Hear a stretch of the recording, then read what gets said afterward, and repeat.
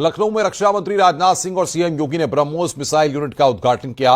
इस मौके पर सीएम योगी ने ऑपरेशन सिंदूर की सफलता के लिए तीनों सेनाओं के साथ पीएम मोदी और रक्षा मंत्री राजनाथ सिंह को बधाई दी और कहा कि ऑपरेशन सिंदूर में ब्रह्मोस मिसाइल की झलक देखने को मिली है। सीएम योगी ने कहा कि आतंकी प्यार की भाषा नहीं समझते, ऑपरेशन सिंदूर के तहत उन्हें उसी भाषा में जवाब दिया गया। इस मौके पर राजनाथ सिंह ने ऑपरेशन सिंदूर को लेकर कहा कि हमारी सेना ने करारा जवाब दिया है और आतंक के आकाश सरहद पार भी सुरक्षित नहीं है।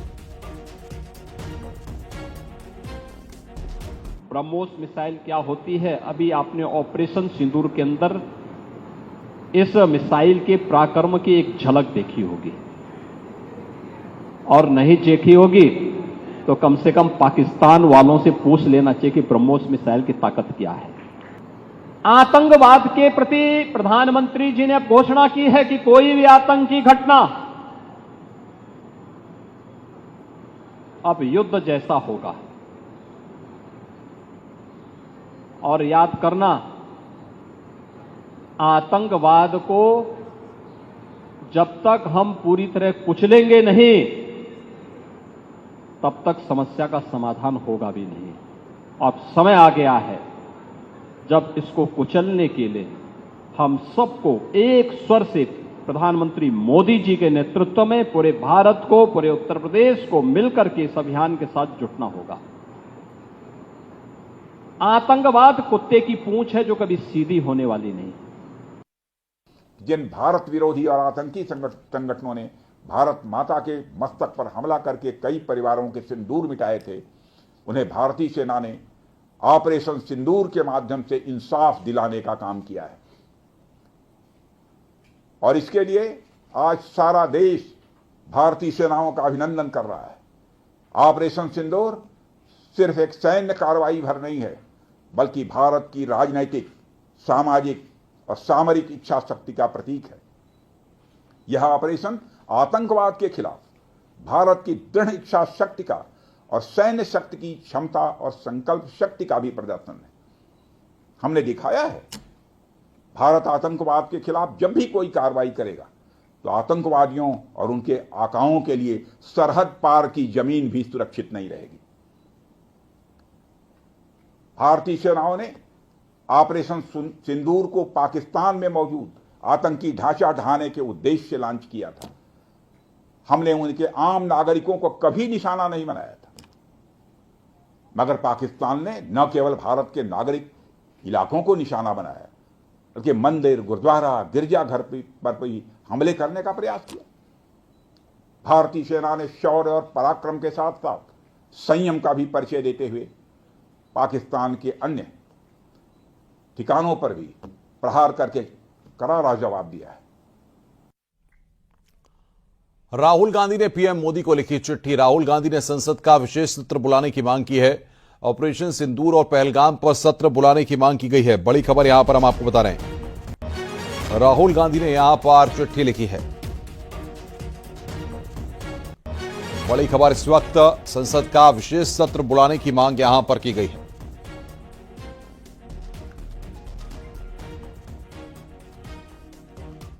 ऑपरेशन पर भारतीय वायुसेना का बड़ा बयान सामने आया कि ऑपरेशन अभी भी जारी है, हमें जो टास्क मिला है हमने पूरा किया। ऑपरेशन पर भारतीय वायुसेना का सोशल मीडिया पर पोस्ट आया। भारतीय वायुसेना की अफवाहों से बचने की अपील, सही समय पर ऑपरेशन पर पूरी जानकारी देंगे। भारतीय वायुसेना ने इस बात को कहा है कि सही समय पर ऑपरेशन की पूरी जानकारी देंगे। तो बड़ी खबर बता रहे हैं, ऑपरेशन पर भारतीय वायुसेना का बड़ा बयान सामने आया है।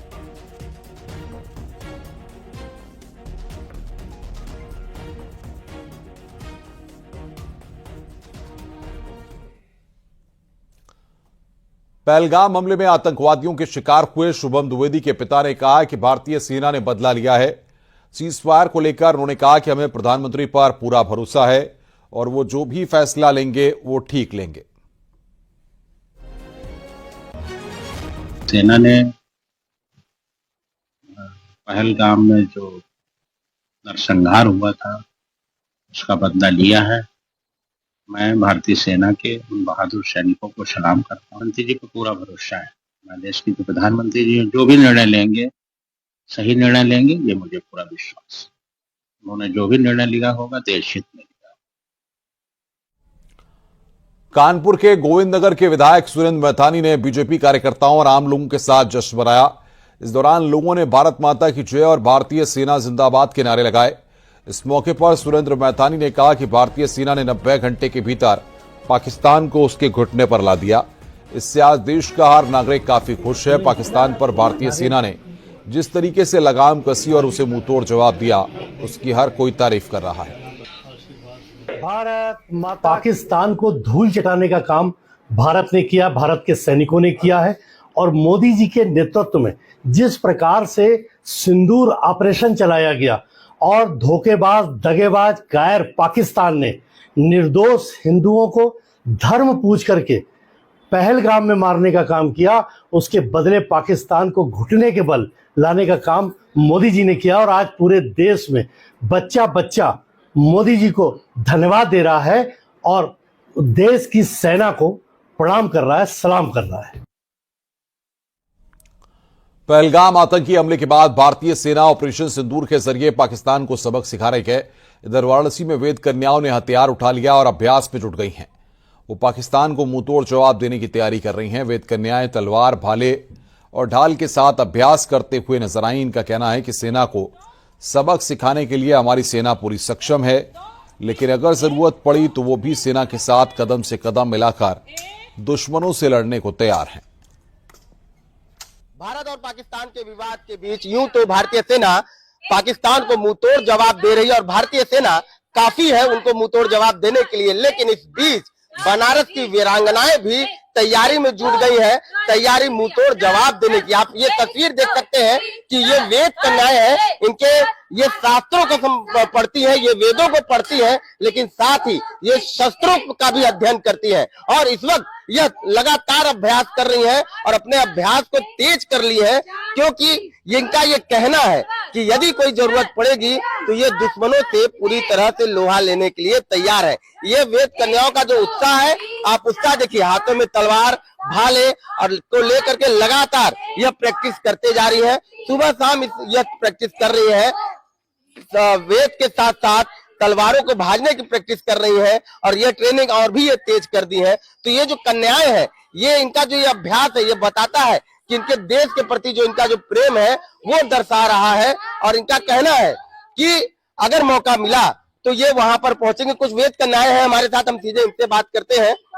अभ्यास कर रही है, तलवार चला रही है, वेद भी पढ़ती है, शास्त्र भी पढ़ी है और शस्त्र का भी अध्ययन ले रही है।